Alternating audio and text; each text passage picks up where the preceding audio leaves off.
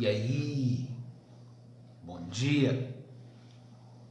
Estamos começando aqui com mais uma jornada no Clube 501.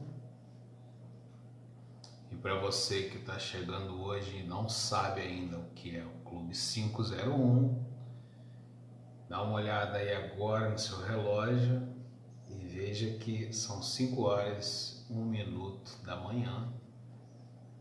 Por isso o Clube 501. Estamos começando aqui mais uma jornada no estudo do livro de Provérbios. E a nossa jornada hoje é a jornada 3 de 31. Vamos conversar sobre o capítulo 3 de Provérbios. Tenham todos um excelente dia. Vamos fazer uma oração para começarmos a leitura. Pai, em nome de Jesus, aqui estamos mais uma vez para expor a Tua palavra. Em nome de Jesus eu te peço que o Senhor abra agora o nosso entendimento para recebermos a Tua verdade. E que a Tua palavra nos ilumine e que o Teu Espírito Santo nos guie por toda a verdade. Fortaleça-nos, Senhor. Este é o dia que o Senhor fez, vamos nos regozijar e nos alegrar nele. Esteja presente, Senhor, durante esse estudo, nos instruindo e nos fazendo crescer no amor, na graça e na sabedoria. Estenda sobre nós as Tuas mãos e derrame abundantemente a Tua misericórdia em nossas vidas. Amém. Capítulo 3 de Provérbios, se você tem uma Bíblia, abra a sua Bíblia.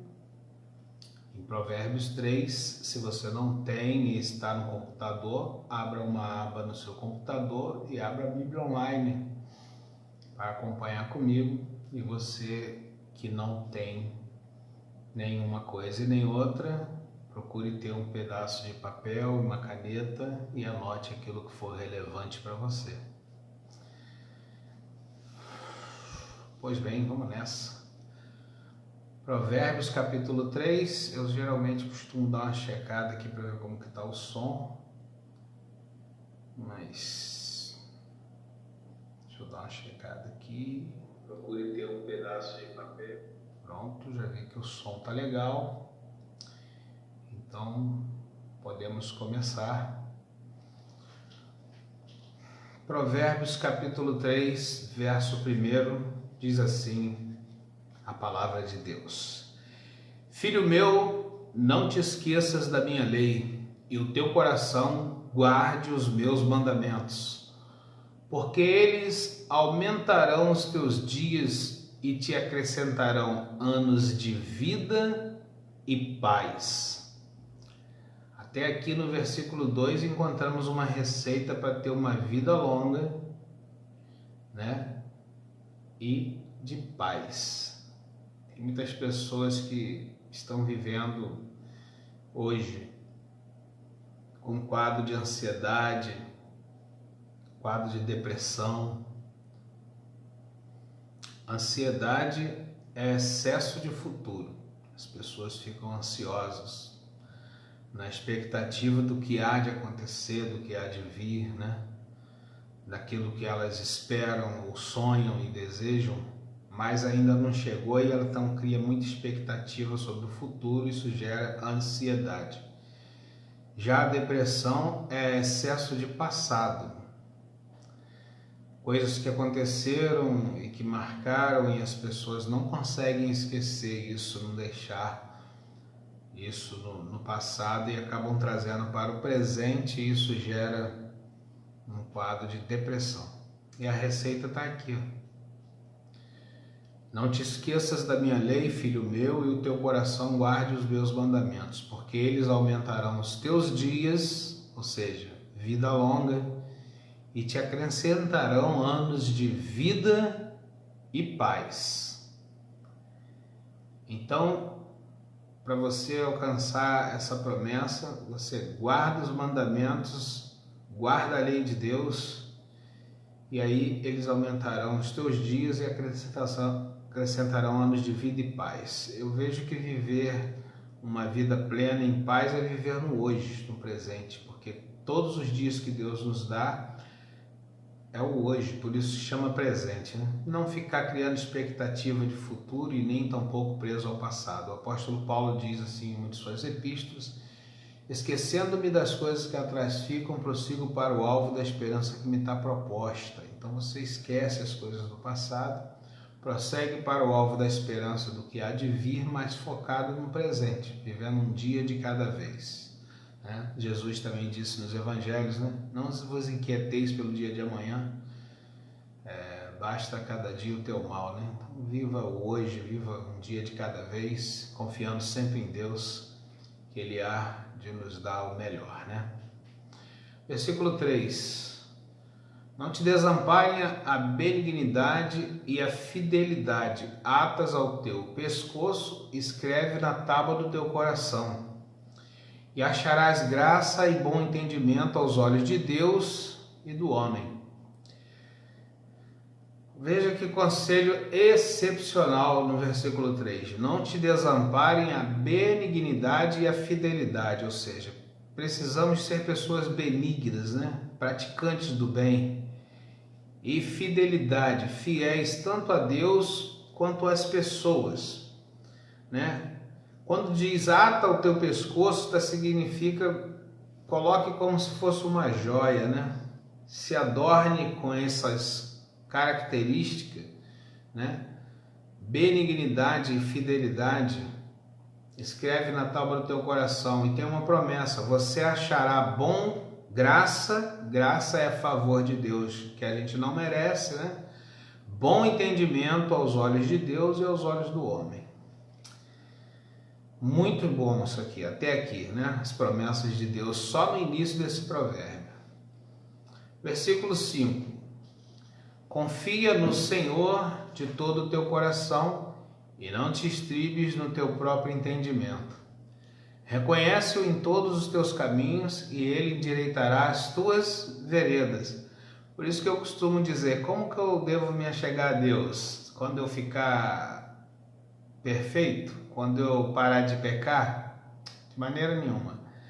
Jesus disse para vir como você estiver, de qualquer maneira, porque quem vai te endireitar as veredas é Ele.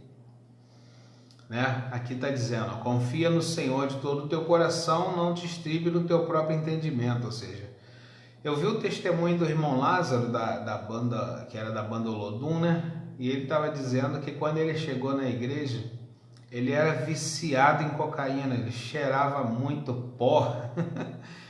E aí, com muita oração, com muita busca, Deus libertou ele do vício da cocaína. Mas ele também fumava cigarro. E ele ainda não tinha conseguido deixar o vício do cigarro. E ele, conversando com o pastor, disse: pastor, eu vou me afastar por um tempo, estou escandalizando, os irmãos ficam me olhando e me reparando, porque eu larguei a cocaína, mas eu ainda não consegui deixar o cigarro. E o pastor, muito amoroso e muito sábio e prudente, disse para ele: filho, não se afaste da congregação. Eu coloco o meu cargo à prova, eu coloco o meu ministério à prova, deixa as pessoas falarem o que quiser, mas não saia, não deixe de vir congregar, não se afaste daqui do estudo bíblico, porque Deus vai te honrar e vai te purificar. E tudo que o inimigo queria que ele se afastasse ali daquela zona, né, de estudo da palavra de Deus, porque a palavra de Deus diz que a fé vem pelo ouvir a palavra de Deus, e geralmente nas congregações se ouve a palavra de Deus. Então, se ele se afasta, um abismo chama outro abismo. Ele não ia conseguir deixar o cigarro e ia voltar ao vício que ele tinha antes da droga mais pesada, né?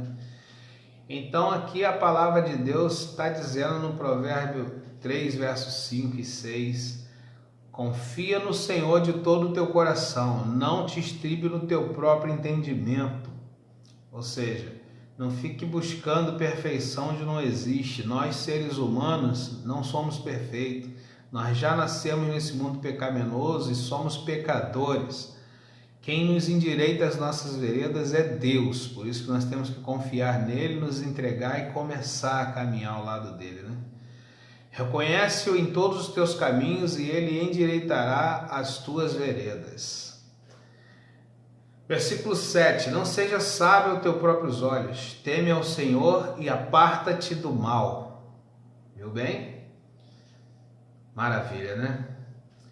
Isso será saúde para o teu âmago e medula para os teus ossos. Versículo 9. Honra o Senhor com teus bens e com a primeira parte de todos os teus ganhos.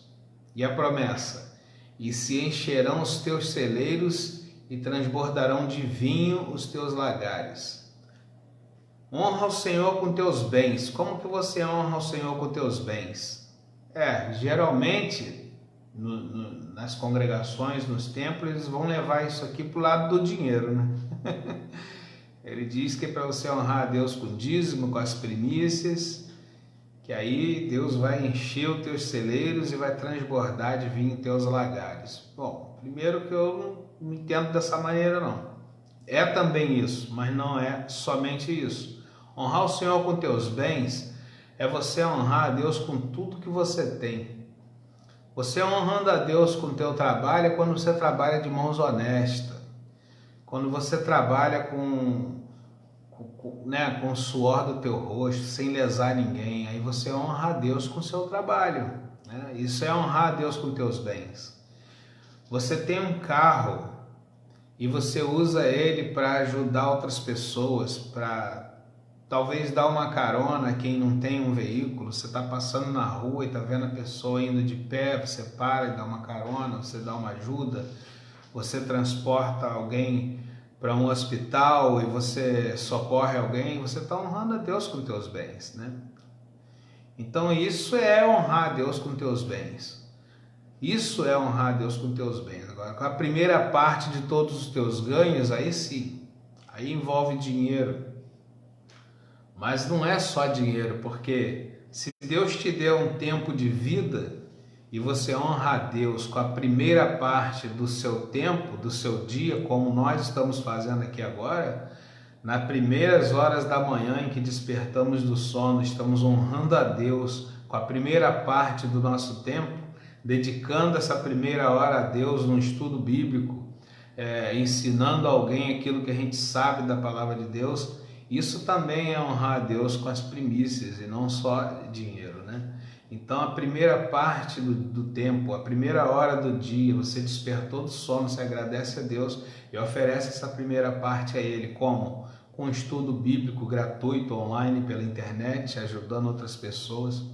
Tem muitas pessoas que têm vontade de ler as escrituras, né? E não tem assim um incentivo, uma força. E isso que nós estamos fazendo aqui é um incentivo, é uma força. Talvez através desse estudo que nós estamos fazendo aqui diário pela manhã, você vai despertar em você o desejo de estudar as Escrituras e vai ler toda a Bíblia, né? Então isso aqui é honrar a Deus também com a primeira parte dos nossos bens, com a primícia da nossa renda, porque se eu tenho um tempo de vida é uma renda, né?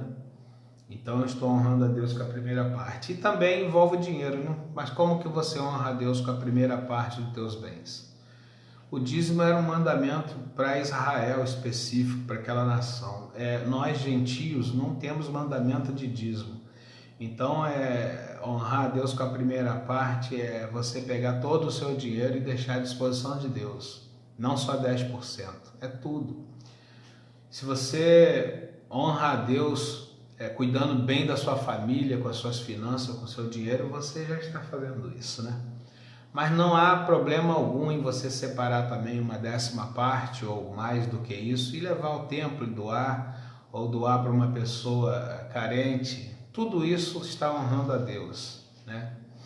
Agora, a questão de leis, mandamentos de Israel, para a igreja não se aplica, mas você pode fazer. Se o teu coração está voltado para isso, faça, Deus se agrada, né? O apóstolo Paulo escreveu assim, nem por força, nem por mandamento, né? Porque Deus ama quem dá com alegria. Se você estiver fazendo isso com alegria, Deus vai honrar você, vai amar o teu feito que você está fazendo. Agora, se você está fazendo isso por tristeza, porque está sendo coagido, ou porque está sendo obrigado, e você no seu coração não está sentindo alegria em fazer isso, você está desperdiçando seu dinheiro e seu tempo, tá certo? Porque como está escrito, Deus ama o que dá com alegria. Dá com alegria, dá com o coração aberto e não forçadamente, tá certo? Até porque Deus não precisa de dinheiro, quem precisa somos nós homens, tá certo? Continuando aqui. Honra o Senhor com teus bens e com a primeira parte de todos os teus ganhos, se encherão os teus celeiros e transbordarão de vinho teus lagares. Celeiro é tudo aquilo que você tem que você pode juntar alguma coisa. A tua conta bancária é um celeiro, a tua despensa na sua casa é um celeiro, né? Se você tem um fundo de quintal, consegue fazer ali uma horta, uma plantação, é outro celeiro. Então, várias coisas aqui pode ser o teu celeiro, onde Deus pode encher e fazer transbordar de vinho os teus lagares. Vinho simboliza alegria, né? Tudo aquilo que te trouxer alegria, satisfação, está simbolizado na Bíblia como vinho, porque o vinho é uma bebida forte que as pessoas tomam e ficam alegres. Então, quando você lê assim na Bíblia, transbordarão de vinho os teus lagares, quer dizer, transbordarão de alegria, né? Na tua vida. Filho meu, não rejeites a correção do Senhor e não te enojes da sua repreensão. Porque o Senhor repreende aquele a quem ama, assim como o pai ao filho a quem quer bem. Bem-aventurado o homem que acha sabedoria e o homem que adquire conhecimento. Porque é melhor a sua mercadoria do que artigos de prata e o maior o seu lucro que o ouro mais fino. Aqui está dizendo que a sabedoria ela é muito mais preciosa do que a prata e o ouro. E como que você encontra a sabedoria? A Bíblia diz que o temor do Senhor é o princípio da sabedoria. Então, se você teme a Deus, você já está no caminho, né? É só continuar na busca e pedindo a Ele sabedoria, porque Tiago escreveu em suas epístolas: se alguém tem falta de sabedoria, peça a Deus que Ele dá a todos livremente e não lance em rosto. Não lance em rosto significa Ele não joga na cara, Ele não faz como nós homens, né? Que às vezes fazemos um bem para alguém, mas depois ficamos falando: você tem isso porque eu fiz isso por você, você tem isso porque eu te ajudei. Deus não faz assim. Tiago diz: se você tem falta de sabedoria, peça a Deus que Ele a todos dá liberalmente e não lance em rosto. Não lance em rosto significa Ele não joga na sua cara. Você é sábio porque eu te dei sabedoria. Ele te deu. Se você usá-la de maneira errada, o problema é seu. Salomão pediu a Deus sabedoria, né? E Deus deu a ele não só sabedoria como riqueza. Mas Salomão não soube fazer o bom uso dessa sabedoria, né? No fim dos dias dele, ele mostrou que a sabedoria dele acabou se tornando enfado para ele. E ele cometeu algumas coisas que uma pessoa sábia não deveria cometer, né? Pelo menos isso, mas ele cometeu. Mas não estamos aqui para julgar Salomão e nem apontar as más obras dele, e sim as boas obras, como esse livro que foi escrito por ele, né? Então, continuando aqui, versículo 14... porque é melhor a sua mercadoria do que artigos de prata e maior o lucro do que o ouro mais fino. Mais preciosa é do que os rubis, e tudo que mais possas desejar não se pode comparar a ela. Está falando da sabedoria ainda, né? Vida longa de dias está na sua mão direita, e na esquerda riquezas e honra. Os seus caminhos são caminhos de delícias, e todas as suas veredas de paz. A sabedoria realmente, ela nos proporciona isso. Árvore de vida para os que dela tomam, e são bem-aventurados todos que a retêm. O Senhor com sabedoria fundou a terra, e com entendimento preparou os céus.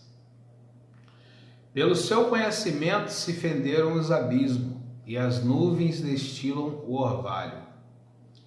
Filho meu, não se apartem essas coisas dos teus olhos. Guarda a verdadeira sabedoria e o bom siso, porque serão vida para a tua alma e adorno ao teu pescoço. Mais uma vez, Salomão aqui atribuindo a sabedoria como joias preciosas, né? Cordões, geralmente as pessoas colocam cordões de ouro, de prata no pescoço, né? E aqui Salomão está referindo-se à sabedoria como isso, né? Adorna elas ao teu pescoço. Então andarás confiante pelo teu caminho e o teu pé não tropeçará. Jesus diz nos evangelhos que quem anda na luz pelo menos sabe em que tropeça, né? Mas quem anda em trevas não sabe nem onde tropeçou. Então andar na luz é ser sábio, né? É você conhecer a palavra de Deus, é você procurar aplanar o teu caminho com base na palavra de Deus. Isso é sabedoria, isso é andar na luz, né? Versículo 24. Quando te deitares, não temerás. Ao contrário, o teu sono será suave ao deitares. Salomão escreveu isso aqui e Davi, o seu pai, escreveu um salmo. Eu me deito e logo durmo, porque só o Senhor me faz habitar em segurança. Davi conhecia a palavra e andava na palavra, né? Tem um outro salmo dele que diz assim: lâmpada para os meus pés é a tua palavra e luz para o meu caminho. Esses homens cheios de sabedoria. Por quê? Qual era o segredo deles? Temiam a Deus e guardavam a palavra. Versículo 25. Não temas o pavor repentino e nem a investida dos perversos quando vier. Veja bem aqui a segurança do homem que teme a Deus. Porque o Senhor será a tua esperança, guardará os teus pés de serem capturados. Não deixe de fazer o bem a quem o merece, estando em tuas mãos a capacidade de fazê-lo. Não diga ao teu próximo, vai e volta amanhã, eu te darei, se você já tem contigo. Olha, tem muitas pessoas que praticam isso aqui, como eu conheço gente que pratica isso aqui.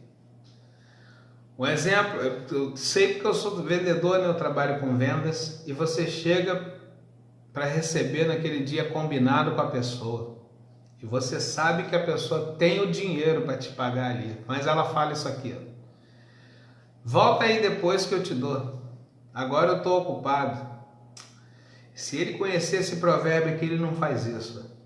Não diga ao teu próximo, vai e volta amanhã que eu te darei, se você já tem contigo. Cara, não faça isso. A palavra de Deus diz assim, ó, não faça aos outros aquilo que você não gostaria que fizessem a você. Faça às pessoas aquilo que você gostaria que fizessem a você. Isso é a regra de ouro da vida. Mas tem pessoas que, não sei porquê, por orgulho, ou por soberba, ou por se achar superior, ou por se achar melhor, elas praticam isso aqui. Isso é iniquidade, gente. Isso é maldade. Não diga ao teu próximo, vai e volta amanhã que eu te darei, se você já tem contigo. Paga a pessoa ali naquele momento. Dá a ela se você está com o coração aberto a dar. Para que fazer isso? Isso é maldade. Por isso que nós estamos estudando esse provérbio aqui. Para você deixar essas coisas que elas são pecaminosas, né? Maldade. Aí você fala assim, eu não faço mais mal a ninguém. Se você pratica isso aqui já é uma maldade, né? Então evita tais coisas. Por isso que o provérbio é o livro dos sábios, que se você estudar os provérbios, você deixa essas coisas, que você não faz mais isso. É uma maldade isso, né? Não diga ao teu próximo, vai e volta amanhã que eu te darei, se você já tem contigo. Paga agora, dá a pessoa agora. Ela tem que resolver a vida dela. Não prenda ela num julgo desigual. Versículo 29. Não maquines o mal contra o teu próximo, pois ele habita confiadamente contigo. Isso aí já está falando de pessoas que têm maldade no coração e às vezes a pessoa nem sabe, né? Porque ela habita confiadamente. Às vezes é teu vizinho e você não sabe o que anda no coração dela e ela maquina o mal contra o próximo. Aqui tem um provérbio que diz para não fazer isso. Outra coisa aqui, ó, não contenda com alguém sem causa, se não te fez nenhum mal. São pessoas que arrumam uma discussão com os outros à toa, que arrumam uma briga sem a pessoa ter feito nada. Tem pessoas que são assim, briguentas, gostam de uma contenda, um problema. Isso aqui também traz grande problema e malefícios para a vida, né? Aqui já Deus vai dar uma dica aqui, ó. Não tenha inveja do homem violento e nem escolha nenhum dos seus caminhos, porque o perverso é abominável ao Senhor, mas com os sinceros ele tem intimidade. Olha, se você é perverso ou anda na perversidade praticando isso, deixa aí esse mau caminho mais depressa que você puder, porque aqui está dizendo que o perverso é abominável ao Senhor. Deus abomina uma pessoa perversa. E logo, logo Deus trará juízo sobre essa pessoa e ela será desarraigada da terra, será retirada do planeta. É isso mesmo que a palavra de Deus diz, né? O perverso é abominável ao Senhor, mas com os sinceros ele tem intimidade. Então, se você quer ter uma intimidade profunda com Deus, seja sincero, abra o teu coração, seja transparente, larga a perversidade. A maldição do Senhor habita na casa do ímpio, mas a habitação dos justos a abençoará. A maldição do Senhor habita na casa do ímpio. O que é ímpio? Ímpio vem da palavra impiedade. O que é impiedade? É maldade. Ímpio é o contrário de uma pessoa amorosa, porque o ímpio é impiedoso, ele não tem piedade. Aí quando aqui está dizendo que a maldição de Deus, do Senhor, habita na casa do ímpio, se você for ler todo o livro sagrado, principalmente as leis de Moisés, Deuteronômio capítulo 28, por exemplo, a partir do versículo 15, você vai ver as maldições do Senhor, o que é. E você vai ver que ela habita na casa do ímpio. E se você se converter e sair desse mau caminho, a maldição sai da sua casa e entra a bênção de Deus. Porque aqui está dizendo que a maldição do Senhor habita na casa do ímpio. Eu, quando li Deuteronômio 28, do versículo 15 em diante, eu chorava igual uma criança, que eu fui achado ali. Eu era ímpio e não sabia. Eu achava que eu era uma pessoa boa. A gente julga erradamente, tanto para o bem quanto para o mal. Porque às vezes nós julgamos que nós somos boas pessoas, mas quando a palavra de Deus é exposta diante de nós, a gente vê o trapo de imundícia que nós somos. Então, quando eu li Deuteronômio 28, a partir do versículo 15, eu vi o quão perverso eu era e que a maldição de Deus estava na minha vida. Ali você vai encontrar versículo como esse aqui, ó. Você vai desposar com uma mulher, mas outro homem vai dormir com ela. Você vai construir uma casa, mas você não vai morar nela, outra pessoa vai apanhar ela de você. Isso são as maldições do Senhor, tá? Elas estão escritas na palavra, elas são perpétuas, é mandamento perpétuo, é decreto perpétuo. Ou você se converte do mau caminho, ou ela te apanha mesmo, não tem como escapar disso não. Então, quando eu li Deuteronômio 28, do 1 ao 14, eu falei, aqui estão as bênçãos, eu quero me enquadrar aqui. Aí eu comecei a converter-me a Deus. Então, se você não quer que a maldição do Senhor habite na sua casa, não seja ímpio, não seja uma pessoa perversa. Se converta a Deus e Ele te perdoará e a bênção vai estar na sua casa. Aqui também uma palavra para os escarnecedores, né? Pessoas zombadoras que não creem em Deus e ainda zomba. Está dizendo aqui, ó, certamente ele escarnecerá dos escarnecedores, mas dará graça aos mansos.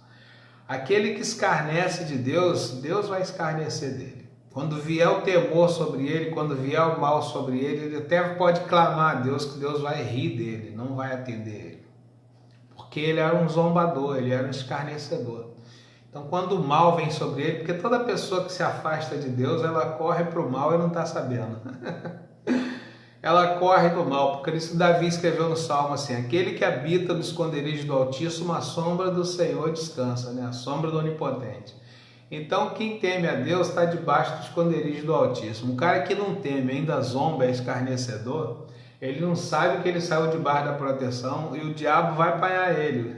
O inferno vai perseguir ele e vai pegar ele. Porque as pessoas atribuem que andar com Deus é ser religioso. Não é. Andar com Deus é ser filho. Quando você entende isso, você começa a obedecer o seu pai. Você não quer desobedecer o seu pai, né? Você não é tolo fazer uma coisa dessa. Então é isso. Certamente ele escarnecerá dos escarnecedores, mas dará graça aos mansos. Então, se você for uma pessoa mansa de coração, né, humilde, e buscar a Deus, ele vai te dar graça. A graça é um favor imerecido. Você não merece, mas mesmo assim ele te dá. Os sábios herdarão honra, mas os loucos tomam sobre si vergonha. Aqui finalizamos hoje a jornada 3 do nosso estudo de Provérbios, estudando hoje o capítulo 3 de Provérbios, né? Os sábios herdarão honra, mas os loucos tomam sobre si vergonha. Se você está passando em algum tipo de vergonha, continue estudando os provérbios aqui comigo nas lives todos os dias no Clube 501, que a gente começa às 5h01 da manhã e vamos até terminar o capítulo e vamos também até terminar o livro no dia 31. Provérbios não é um livro de regras, provérbio é um livro de princípios. Aqui ou você é ou você não é, né? Você vê aqui, ó, os sábios herdarão honra. Se você é sábio, você vai ser honrado.